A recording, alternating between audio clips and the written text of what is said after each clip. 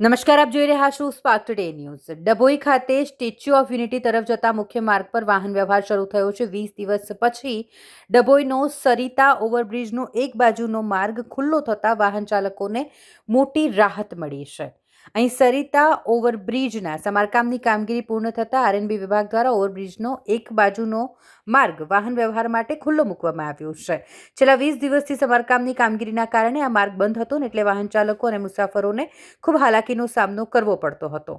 સમારકામ પૂર્ણ થતાં માર્ગ ખુલ્લો મુકાતા વાહન ચાલકો અને મુસાફરોમાં આનંદની લાગણી જોવા મળી। સ્ટેચ્યુ ઓફ યુનિટી તરફ જતા પ્રવાસીઓ તેમજ પવિત્ર તીર્થધામ ચાંદોદ કરનાળી પૂજા વિધિ માટે જતા યાત્રિકો અને નોકરી જતા સ્થાનિક વાહન ચાલકો માટે આ મુખ્ય માર્ગ હોવાથી માર્ગ શરૂ થતાં ટ્રાફિકની સમસ્યામાં પણ રાહત મળવાની આશા છે।